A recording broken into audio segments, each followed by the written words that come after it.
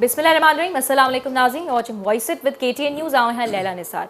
नाज़रीन प्रोग्राम जो पहिरियों सेगमेंट असांजो तमामु अहम आहे छो त जीअं तव्हांखे ख़बर आहे त 38 सालनि खां पोइ हिकु दफ़ो ॿीहर जेकी शागिर्द यूनियन्स आहिनि स्टूडेंट यूनियन्स आहिनि हिकु दफ़ो ॿीहर बहाल थी चुकियूं आहिनि ऐं सिंध पहिरियों सूबो उहो थी वियो आहे जो एॾे अरसे खां बाद में एतिरे घणे टाइम खां बाद में हिननि यूनियन्स खे उन्हनि बहाल कयो आहे।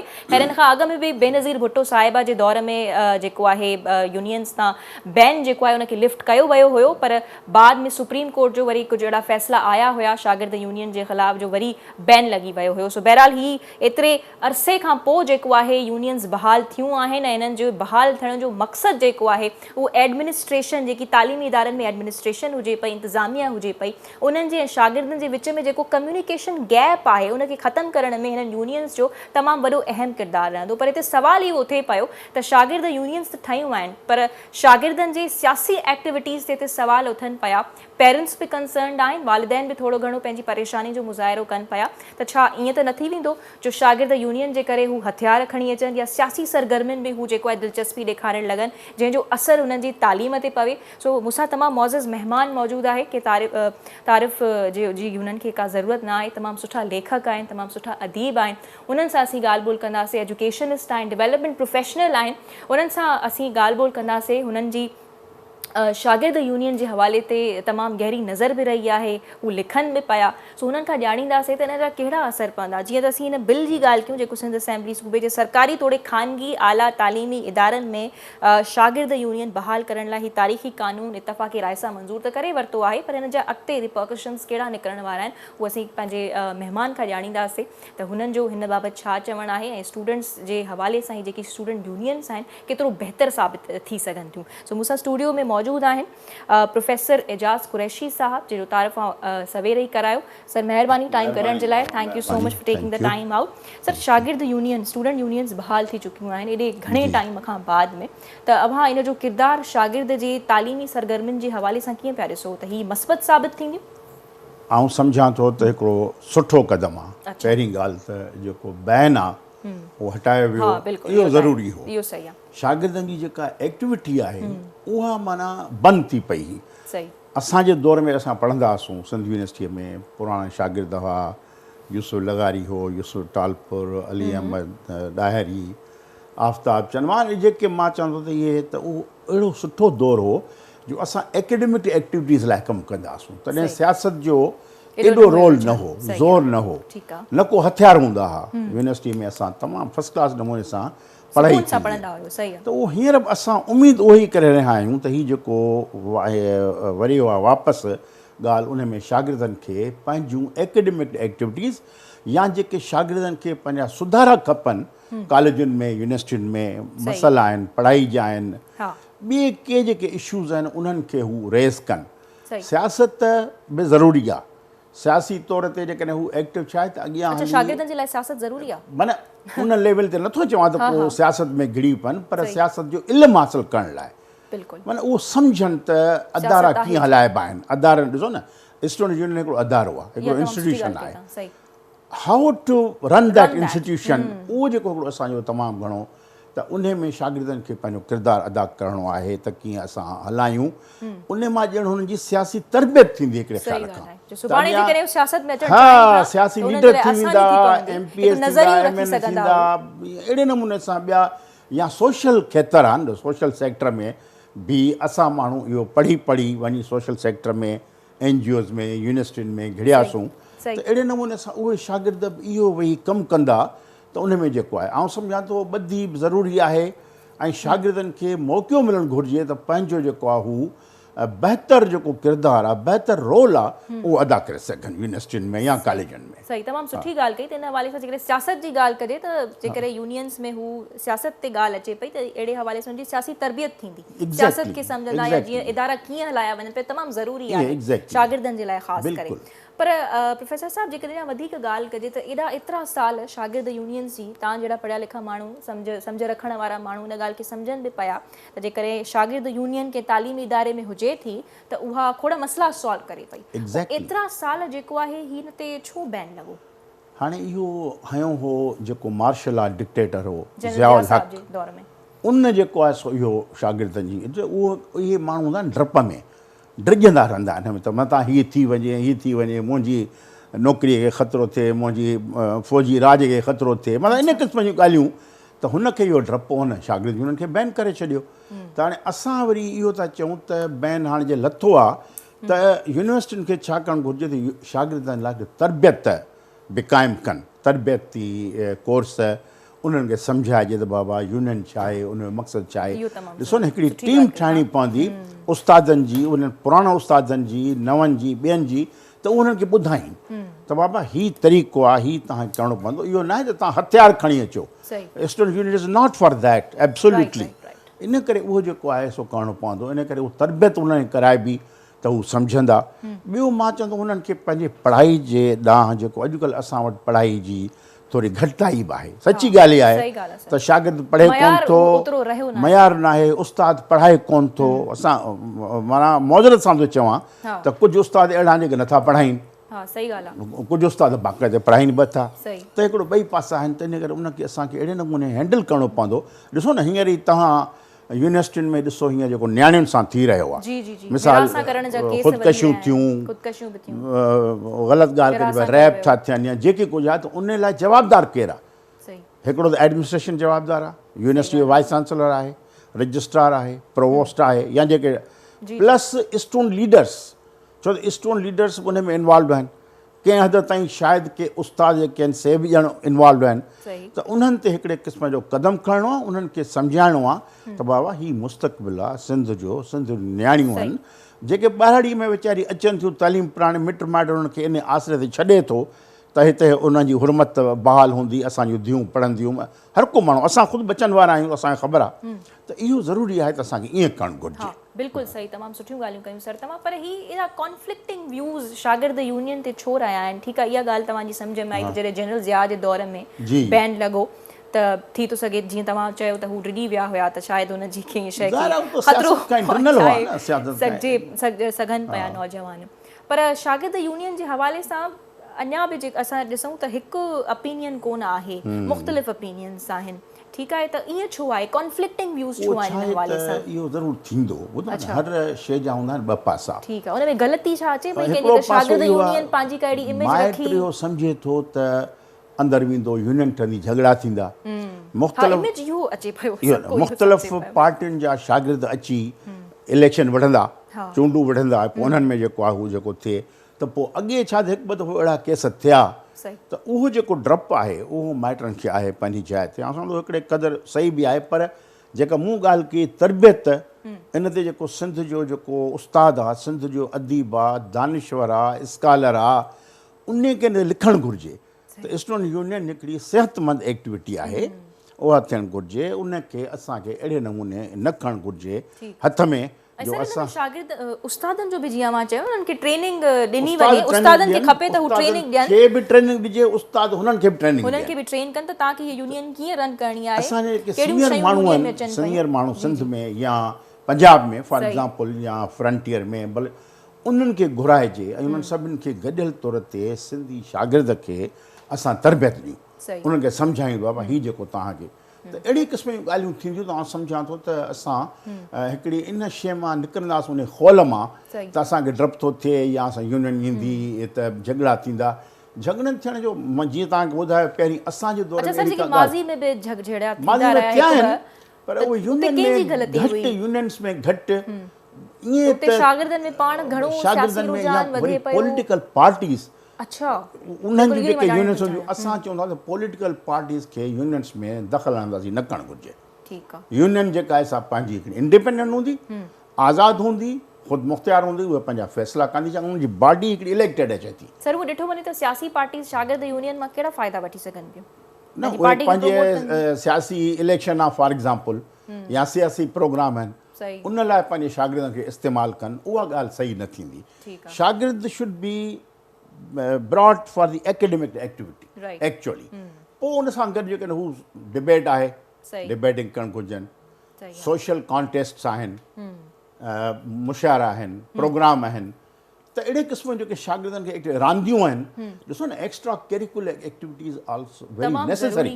जेकॾहिं तव्हां उन्हनि खे इन्वॉल्व कंदो, इन्वॉल्व कंदो न, हिकिड़ी एनवायरमेंट क्रिएट कबी, हिकिड़ो रांदियूं कराइबियूं, हिकिड़ो सिहत लाइ बि उहो बहितरु आहे।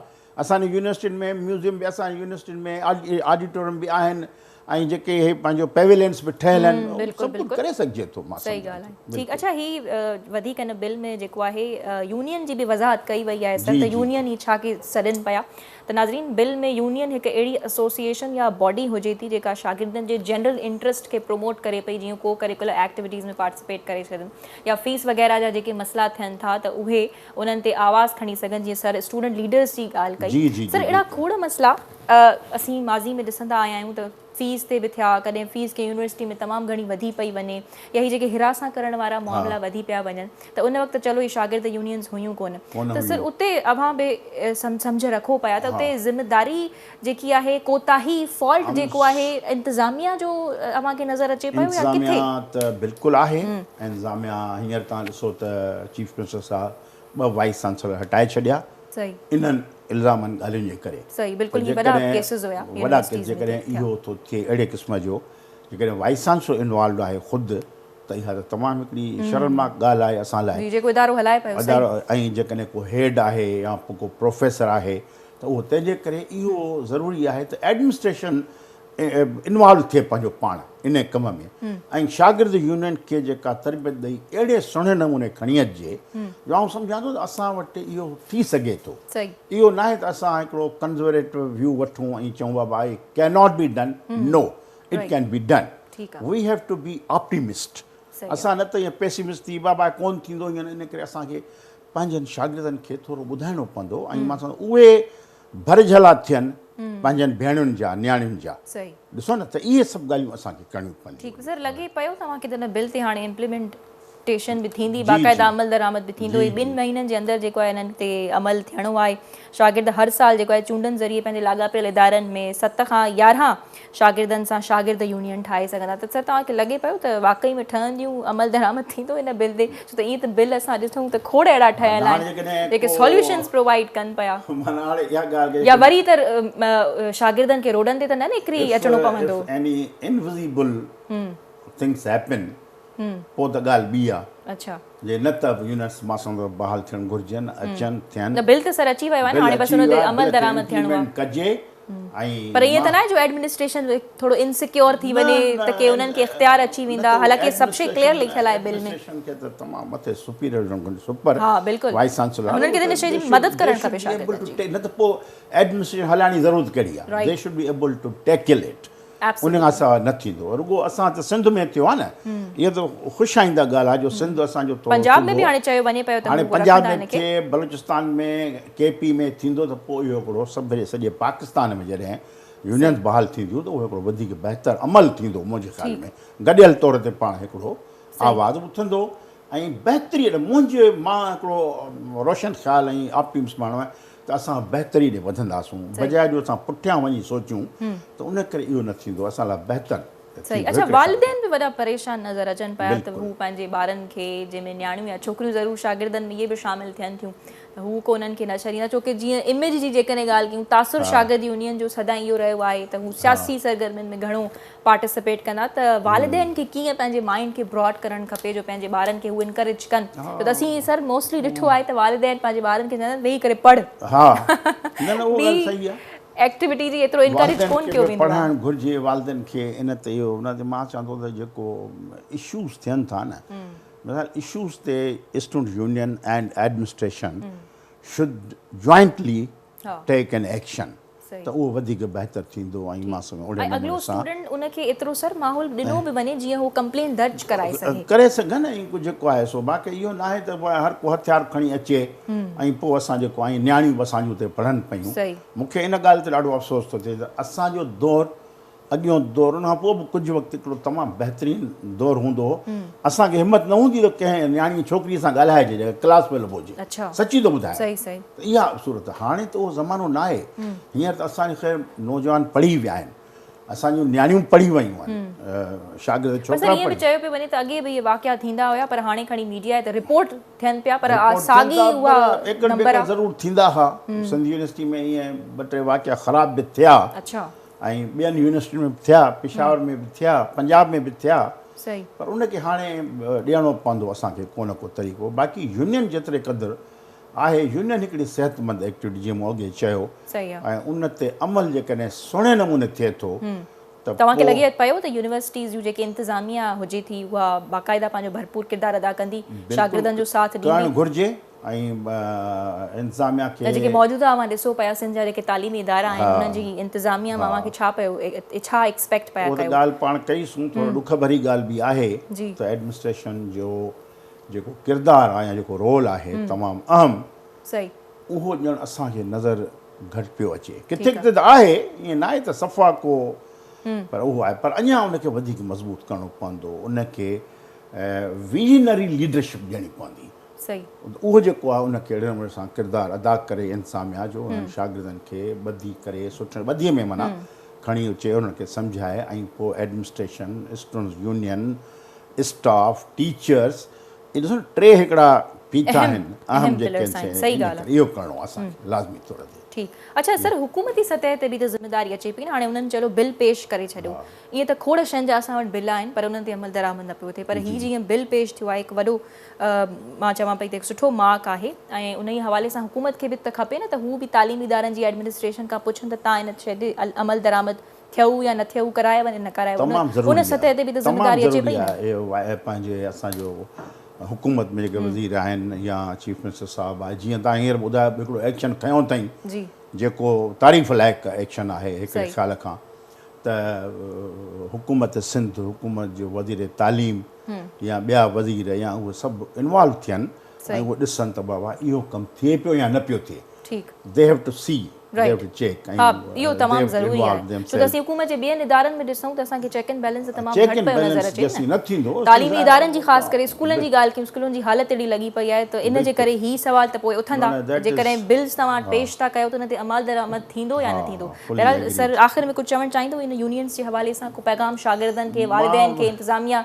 तालीमी इदारनि जी जेका हुजे इहो ई चवंदुसि त महिरबानी करे पंहिंजो तालीम सां रखो लाॻापो घणो ऐं इहे हथियारनि खे फिटी कयो ऐं अहिड़ी सियासत न कयो जंहिंसां नुक़सानु पवे गॾियल तौर ते पंहिंजी सिंध जेका आहे जंहिंखे तरक़ीअ जी ज़रूरत आहे उन जे तरक़ीअ लाइ पाण पतोड़ीनि ऐं महिनत कनि जंहिंमें यूनिवर्सिटियुनि जो वॾो किरदारु हूंदो आहे जे यूनियन्स शागिर्द उस्ताद ऐं इंतिज़ामिया गॾिजी को कमु त आउं सम्झां थो त बहितरु थी सघे थो ठीकु तमामु बहितरु महिरबानी सर तव्हांजे टाइम जी तमामु सुठो अवां ॻाल्हायो छो तव्हां हिकु डेवलपमेंट प्रोफेशनल आहियो लिखो बि पिया तव्हां वधीक इन्हनि शयुनि खे सम्झो पिया त बहरहाल नाज़रीन यकीनन इहो शागिर्दनि जो हक़ आहे त तालीमी इदारनि में यूनियन्स ठहनि जीअं अव्हांखे मां थोरो अञा बि ॿुधाईंदी हलां त जीअं शागिर्द हर साल चूंडनि ज़रिए पंहिंजे लाॻापियल इदारनि में 6 खां 11 7 खां 11 जेको आहे शागिर्दनि जी शागिर्द यूनियन ठाहे सघंदा ऐं उन खां अलावा हिकु इदारे जी सिंडिकेट सेनेट ऐं एंटी हरासमेंट कमेटी जी जेको शागिर्द यूनियन आहे उहो नुमाइंदगी कंदो त यानी उते जेके फीस जा मसइला थियनि था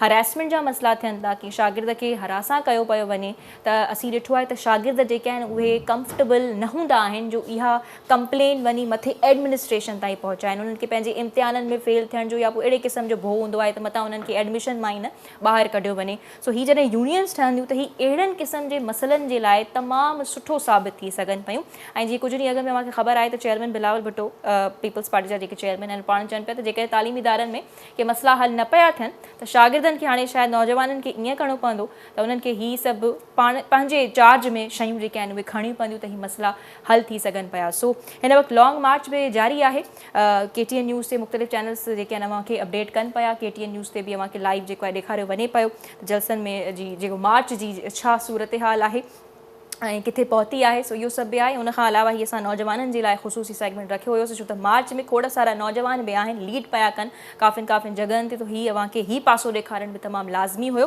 सो हिते हिकु शॉर्ट कमर्शियल ब्रेक पिया वठूं ऐं ब्रेक खां पोइ बि तमामु अहम सेगमेंट आहे उहो बि ॾिसणु अव्हां न विसारींदा सो हिते हिकु शॉर्ट कमर्शियल ब्रेक पिया वठूं ऐं ब्रेक खां पोइ हाज़िर थींदासीं वेलकम बैक नाज़रीन हीअ जेको प्रोग्राम में आख़िरी असांजो सेगमेंट आहे तमामु अहम आहे छो त अॼुकल्ह जीअं अवी ॾिसो पिया त असीं खोड़ अहिड़ियूं जेके आहिनि वाक़िया ॿुधूं पिया असांखे फ़ौरन अचानक सां जेको आहे ओचितो ख़बर पइजी पई वञे त फलाणे जी जेकी आहे डेथ थी वई पर उनजो जेको सबबु ॿुधायो पियो वञे उहो चयो पियो वञे त फलाणे खे दिलि जो दौरो पियो हार्ट अटैक थियो सो इहो छा वाक़ई में ईअं आहे त दिलि जे दौरे सबबु एतिरियूं डेथ्स वाक़ई थियनि पियूं ऐं ही जेको दिलि जो दौरो पवे पियो या दिलि जूं बीमारियूं थियनि पियूं, बल्कि खोड़ सारियूं मेडिकल ऑर्गेनाइज़ेशन्स जो इहो चवणु आहे त दुनिया में सभ खां जेके डेथ्स वाक़ई थींदियूं आहिनि, माण्हू जेके हयातूं पंहिंजूं विञाइनि पिया, उहे दिलि जी बीमारियुनि सबबु विञाइनि पिया। वधीक असीं पंहिंजे एक्सपर्ट्स खां बि मालूम कंदासीं त छा वाक़ई में दिलि जूं बीमारियूं एतिरे नंबर्स में आहिनि, एतिरो वधीक फैलिजी वियूं आहिनि, ऐं हुननि जा जेके उपाउ कहिड़ा माण्हुनि खे वठणु खपनि जो पंहिंजी ज़िंदगी हू बचाए सघनि। ऐं जीअं त हार्ट अटैक हाणे तमामु घणो वधी वियो आहे, उन सां कीअं पंहिंजो पाण खे बचाइजे। वधीक जेकॾहिं नाज़रीन अवां सां थोरो डेटा वग़ैरह ऐं शेयर कयां त पाकिस्तान में हर कलाक दिलि जे दौरे सबबु 47 माण्हू हयातूं विञाइनि पिया। सो हीअ असां जेको अचानक सां ओचितो ॿुधूं पिया त फलाणे जी डेथ थी वई, सबबु हुजे थो हार्ट अटैक, त इन सां कीअं एहतियात कजे। असांजो लाइफ स्टाइल जेको आहे उहो अॼुकल्ह तमामु अनहेल्दी थी वियो आहे। असां पंहिंजा खाधा हुजनि या जेको उथणु वेहणु आहे उहो तमामु गैर सिहतमंद आहे, त उनखे सिहतमंद करण सां छा अहिड़नि बीमारियुनि ते असरु पइजी थो सघे जो असांखे फ्यूचर में जेको आहे एटलीस्ट हार्ट अटैक त न थिए, हार्ट अटैक जे ज़रिए त असांजो मौत वाक़ई न थिए। सो बहरहाल अॻिते वधूं था प्रोग्राम में। पंहिंजे महिमाननि जो तारीफ़ तव्हां सां करायां थी, तमामु ज़बरदस्त एक्सपर्ट्स आहिनि मूंसां गॾु। मूंखे स्टूडियो में जॉइन कयो आहे डॉक्टर हफ़ीज़ भुगियो, जेके कार्डिक सर्जन आहिनि। हुननि खां असीं ॼाणींदासीं त बाक़ाइदा हू त सर्जन आहिनि ऐं उते सर्जरी जॾहिं कनि पिया त तमामु घणो माण्हुनि जे दिलि जे वेझो रहनि पिया। सो डॉक्टर साहब, thank you for taking the time out, वॾी महिरबानी त तव्हां असांखे वक़्तु ॾिनो। ऐं ॿिए तरफ़ मूंखे वीडियो लिंक जे ज़रिए ॿियनि ज़बरदस्त महिमाननि बि जॉइन कयो आहे, डॉक्टर कहकशां ताहिर, जेके हिकु लीडिंग प्राइवेट हॉस्पिटल में हिकु ट्रेनिंग सेंटर खे लीड कनि पियूं ऐं उन सां गॾोगॾु शी इज़ एन रेसिसिटेशन एक्सपर्ट। ऐं हुननि खां असीं ॼाणींदासीं त जॾहिं घर में कंहिं माण्हू खे दिलि जो दौरो पवे पियो त छा कुझु अहिड़ियूं ज़िंदगी बचाइण वारियूं टेक्निक्स आहिनि जेके उते जो उते फैमिली मेंबर्स अगरि उहो परफॉर्म कनि पिया उहा टेक्निक त अॻिले माण्हूअ जी ज़िंदगी बची सघे पई। अहिड़ियूं टेक्निक्स मां वाक़ई में ॿुधियूं बि हूंदियूं जेके असीं CPR चवंदा आहियूं। त CPR असां मैडम साहिबा खां ॼाणींदासीं त छा आहे ऐं उन ज़रिए असां अॻिले माण्हूअ जी मदद कीअं पिया करे सघूं। ऐं टे तरफ़ असांखे ॿी ज़बरदस्त महिमान जॉइन कयो आहे, हिना अनीस, जेका सर्टिफाइड न्यूट्रिशनिस्ट आहे, ग़िज़ाई माहिर आहे। उहा असांखे ॿुधाईंदी त हे जेको अॼुकल्ह असीं अनहेल्दी लाइफ स्टाइल पंहिंजो कयो आहे डॉक्टर साहब, फास्ट फूड जी तरफ़ एॾो असांजो रुझान वधी वियो आहे जो उन खां बग़ैर गुज़ारो असांजो मुश्किल थी वियो आहे। सो हू उन हवाले सां असांखे ॿुधाईंदियूं त पंहिंजे लाइफ स्टाइल खे कीअं बहितर कजे ऐं कहिड़ी शइ असांखे पंहिंजी ग़िज़ा में शामिल करणु खपे। सो डॉक्टर कहकशां और हिना साहिबा, आप दोनों का बहुत बहुत शुक्रिया, thank you for taking the time out. आप दोनों की इजाज़त से, जो मेहमान मेरे स्टूडियो में हैं उनसे आपकी इजाज़त से उनसे शुरुआत करती हूँ, क्योंकि वो एक कार्डियक सर्जन है, लोगों के दिलों के करीब ज़्यादा रहते हैं, तो उनसे ज़रा जानते हैं कि ये आखिर क्या मामला है। हम आजकल दूसरे तीसरे का फ़ौरन से सुनते हैं कि भाई फ़लाँ की डेथ वाक़ई हुई, लेकिन उसका जो सबब है दैट वाज़ हार्ट अटैक। त डॉक्टर साहब, ही छा आख़िर ॻाल्हि आहे, ही हार्ट अटैक छा वाक़ई में 47 माण्हू हिकु हिकु कलाक में हयातियूं विञाइनि पिया हार्ट अटैक जे सबबु? थैंक यू लैला, बिल्कुलु इहा हिकु सही ॻाल्हि आहे, इहा बिल्कुलु हिकु ऑथेंटिक डेटा आहे। त वाक़ई में असांजे मुल्क में एतिरा ई माण्हू पंहिंजो हार्ट अटैक जे करे पंहिंजूं जानियूं उन्हनि जूं ज़ाया थियूं थियनि ऐं उन जो रीज़न जेको आहे उहो सिर्फ़ु ऐं सिर्फ़ु लैक ऑफ अवेयरनेस, माना मालूमात जो न हुजणी आहे। सो हार्ट अटैक तव्हांजे तौसत सां मां नाज़रीन खे ॿुधाईंदो हलां त हार्ट अटैक पहिरियां आहे छा। हार्ट अटैक असल में दिलि जी जेका ब्लड सप्लाई आहे, दिलि हिकु अहिड़ो ज़ू आहे इंसान जो जेको 24 कलाक पूरी उमिरि ॼमण खां वठी मरण ताईं उहो धड़कंदो रहे थो। पोइ उन धड़कन खे लगातार उनखे जेको आहे सो पंहिंजे पेस ते रखण लाइ हार्ट खे न्यूट्रिएंट्स जी, ऑक्सीजन जी, ब्लड जी ज़रूरत पए थी। जेको ब्लड हिकु मख़सूस शरयानियूं आहिनि जेके रॻूं असां चवंदा आहियूं, जीअं हथ जूं रॻूं हूंदियूं आहिनि, टंगुनि जूं रॻूं हूंदियूं आहिनि, तव्हां ॾिठियूं हूंदियूं जेके ज़ाहिर आहिनि, ईअं ई दिलि में बि रॻूं हूंदियूं आहिनि। उहे न्यूट्रिएंट्स, उहे खाधो खुराक दिलि जो उहो ऑक्सीजन उते पहुचाईंदा आहिनि। पोइ उन जी शरयानियुनि में रुकावट जे करे जेको उनजो ब्लड आहे, न्यूट्रिएंट हार्ट जो आहिनि, उहे घटिजी वेंदो आहे। उन जे घटिजण जे करे पोइ उहो हार्ट जेको आहे सो हार्ट अटैक थींदो आहे। रत जॾहिं दिलि ताईं न पई पहुचे सही मिक़दार में त तॾहिं हार्ट अटैक थिए थींदो आहे। ऐं पोइ उन खां पोइ ई जेको आहे सो पेशेंट खे या मरीज़ खे चेस्ट पेन थींदो आहे ऐं हार्ट पोइ उन कॉम्प्लिकेशन्स थींदियूं आहिनि, अरिथमियास थींदा आहिनि, हार्ट रुकिजी वेंदो आहे, जंहिंखे असां हार्ट। पर हीअ घणो छो आहे, हर ॿियो टियों माण्हू जेको आहे दिलि जी बीमारियुनि में घिरो पियो आहे? अच्छा, बिल्कुलु। अॼु खां तक़रीबन सिर्फ़ु ऐं सिर्फ़ु 30 साल पहिरियां बि तव्हां ॾिठो हूंदो त हार्ट अटैक एॾो कॉमन न हुयो। सही थींदो हुयो, पर उन जी एज लिमिट हूंदी 50 साल 60 साल खां मथे जी हूंदी, यंग एज में न थींदो। सही। अॼुकल्ह सिर्फ़ु 20 साल गुज़रण जे खां पोइ जेको आहे सो असांजो हार्ट अटैक जेको आहे न सिर्फ़ु वॾी ॼमार वारनि माण्हुनि में बल्कि नंढी ॼमार वारनि में जी, नंढी ॼमार में हार्ट अटैक डॉक्टर साहब इन ते असीं डिस्कशन कंदासीं यकीन, पर पंहिंजे ॿियनि मेहमाननि सां बि ॻाल्हाए वठूं पिया। डॉक्टर कहकशां, आप जैसे एक रेसिसिटेशन एक्सपर्ट हैं और एमरजेंसी में अगर ऐसे कभी हो रहा है, कोई बैठे बैठे जो है किसी को हार्ट अटैक पड़ रहा है, तो जो उनके फैमिली मेम्बर्स हैं बंदे के, कौन सी ऐसी लाइफ सेविंग टेक्निक्स हैं जिनको वो परफॉर्म करके उनकी ज़िंदगी बचाई जा सकती है? बिस्मिल्लाहिर्रहमानिर्रहीम। Thank U Laila for inviting. देखिए, जो आपका सवाल है उसमें सबसे अहम दो नुकात पे मैं बात करना चाहूँगी। एक तो ये कि अगर आपको ये यकीन हो गया है कि ये दिल का दौरा है, जो कि अंदाज़ा हो जाता है काफ़ी मरीजों को अटेंडेंट्स को अलामात से, तो एक एस्पिरिन की गोली डिस्प्रीन के नाम से जो आया करती है उसको च्यू कर लें। अच्छा। ये फौरन च्यू कर लें, ये एक उसकी फर्स्ट एड है हार्ट अटैक की। दूसरा काम ये करना है कि मरीज को मूव बिल्कुल नहीं कराना है। मरीज जहां मौजूद है, जहां बैठा है या लेटा है, वो वहीं मौजूद रहेगा।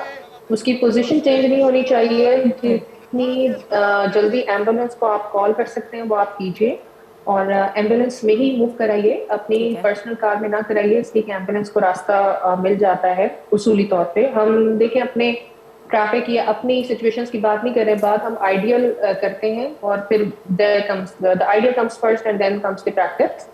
तो उसूली तौर पे उसको एम्बुलेंस में शिफ्ट होना चाहिए। तो ये दो फर्स्ट एड हैं। एक आप डिस्प्रिन च्यू कराएं, दूसरा ये कि मूवमेंट उसकी बिल्कुल बंद करके उसको फौरी तौर पे एम्बुलेंस में हॉस्पिटल पहुंचाएं।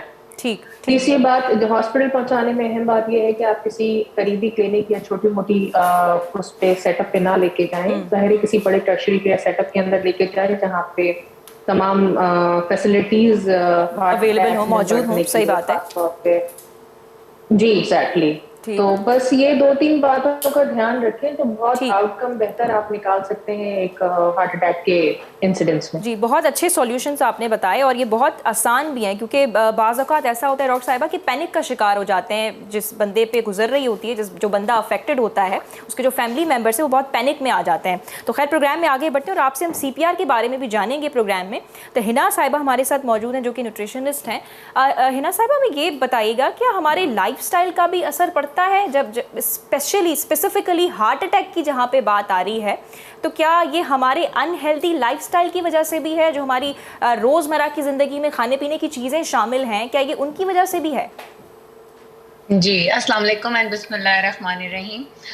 बात ही यहीं से शुरू होती है। अभी जैसे हमारे साथ जो डॉक्टर साहब मौजूद थे, उन्होंने बताया सर्जरी के बारे में, लेकिन जब उन्होंने एक बात कही कि जाके हमारी आर्टरीज में ब्लड क्लॉट हो जाता है, हम इसको न्यूट्रिशन और आयुर्वेद में कहते हैं कि टॉक्सिन्स का आर्टरीज में जाके क्लॉग हो जाना। आयुर्वेदा और न्यूट्रिशन ये कहती है कि तमाम बीमारियां जब होती हैं, उनका अटैक्स जब होते हैं आप पे, कि आपकी आर्टरीज जाके एक ब्लड सप्लाई हो रहा होता है। चाहे एक हेल्दी हार्ट को पंप होने के लिए ब्लड की ज़रूरत है, इस तरह एक हेल्दी किडनी को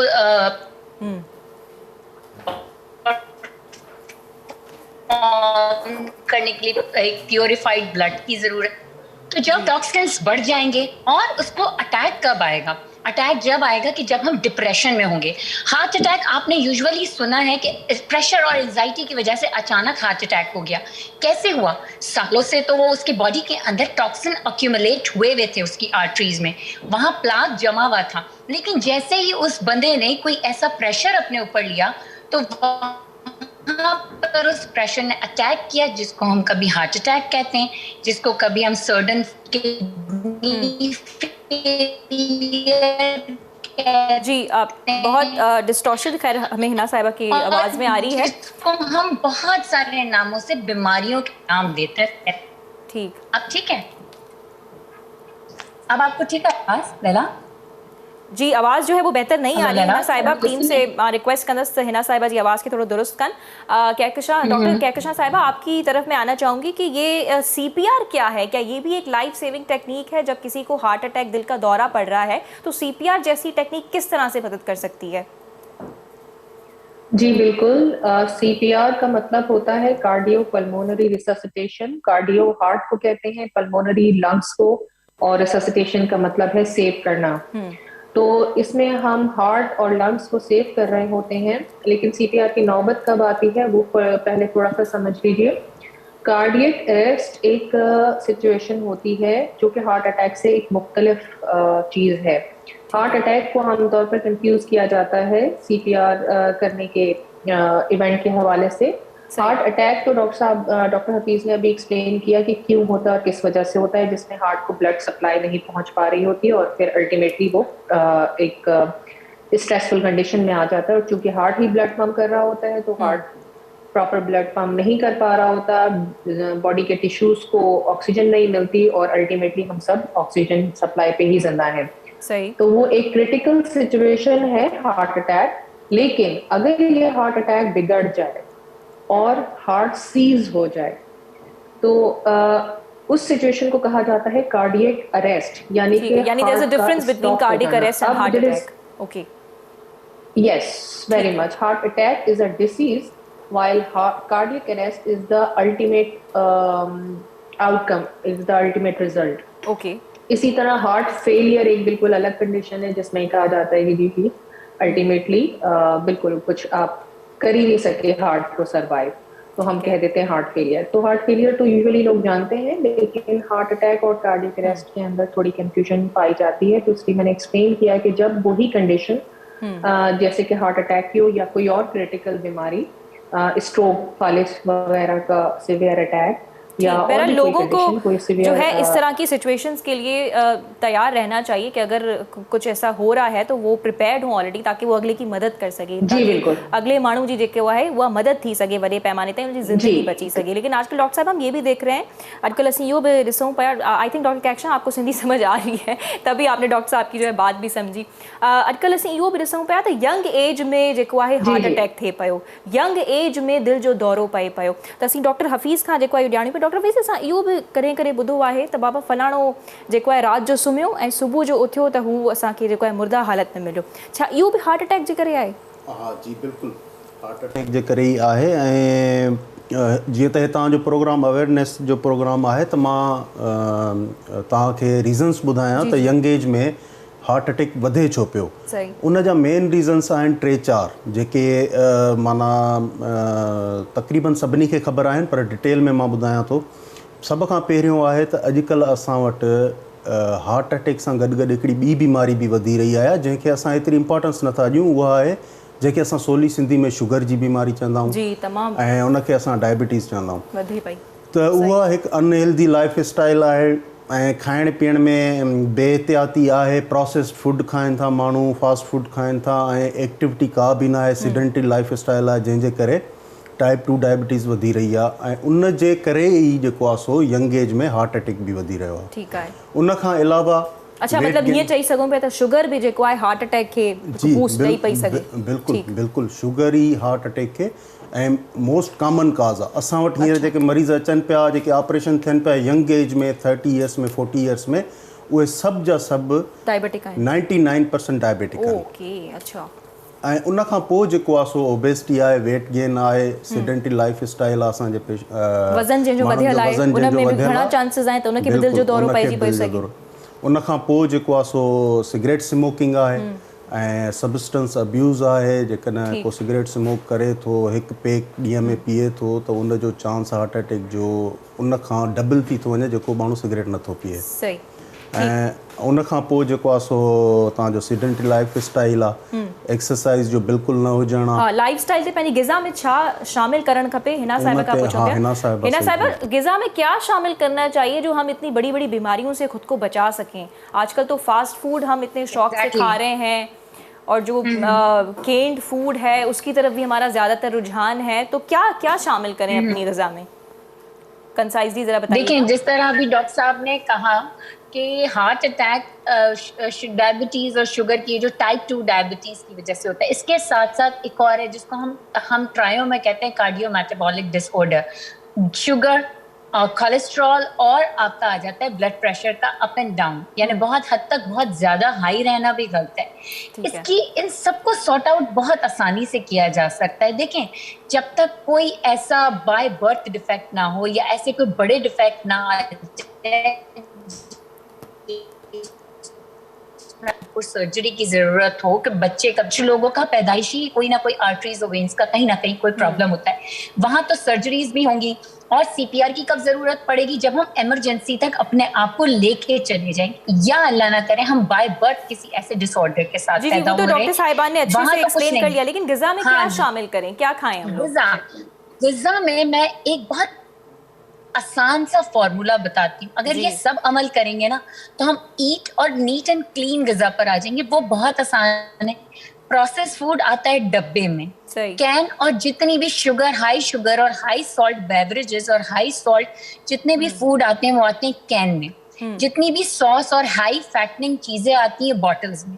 तो ये मैं तीन चीजों के बारे में कहती हूँ कि पैकेट फूड, सॉसेस, जितनी भी बॉटल्स में आने वाली चीजें और कैन में आने वाली चीजें, इनको अपनी डाइट से निकाल दें। इनफैक्ट जो ब्राउन ब्रेड के नाम से ब्रेड भी आती है ना, your farm to your kitchen then your table, आपको वो खाना तमाम जो घर के अंदर पकता है वो खाएं। अच्छा, घर के अंदर पकाने में भी कुछ खवातीन बहुत ज्यादा मिस्टेक कर देती हैं। देखिए, कमर्शियल ऑयल भी बाजार के डब्बे से ही आ रहा है ना, तो वो ऑब्वियसली वो भी कहीं ना कहीं उसमें प्रोसेस हुआ है, टिन के अंदर मौजूद है।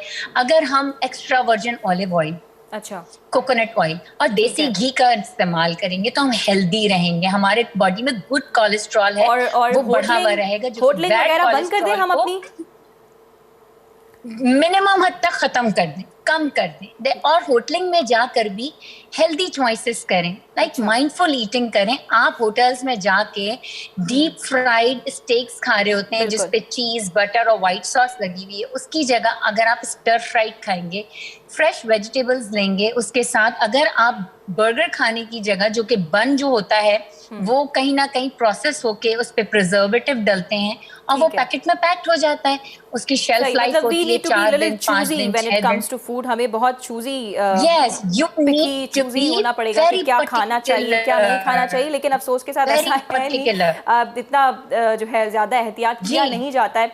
और जैसे आपने केंड जो है डब्बों की बातें की, तो उनके अलावा तो गुजर बसर ही नहीं होता है ना। हमें कोल्ड ड्रिंक्स घर पे ना आए, किसी पार्टी में ड्रिंक्स ना हो, दैट इज इम्पॉसिबल।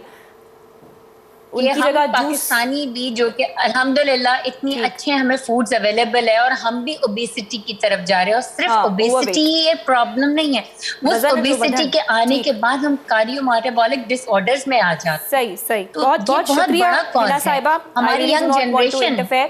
मैं बिल्कुल भी आपके बीच में नहीं बोलना चाह रही, आपको स्टॉप भी नहीं करना चाह रही। बहुत शुक्रिया आपका Hina, thank you so much. Doctor Kahkashan, आपका भी बहुत बहुत शुक्रिया कि आपने इतने अच्छे सॉल्यूशंस जो है वो हमें बताए, लाइफ सेविंग टेक्निक्स के बारे में तमाम ॿुधायो। तव्हांजी भी वॾी महिरबानी प्रोग्राम में टाइम करण जे लाइ।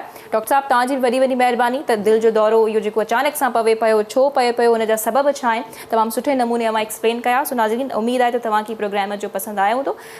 प्रोग्राम जे पहिरें हिसे में असीं शागिर्द यूनियन बाबति जेको आहे ॻाल्हि ॿोल कईसीं त हुन जा कहिड़ा नुक़सान ऐं फ़ाइदा थी सघनि था, शागिर्दनि से कहिड़े हवाले सां जेको आहे मुहतात रहण जी ज़रूरत आहे।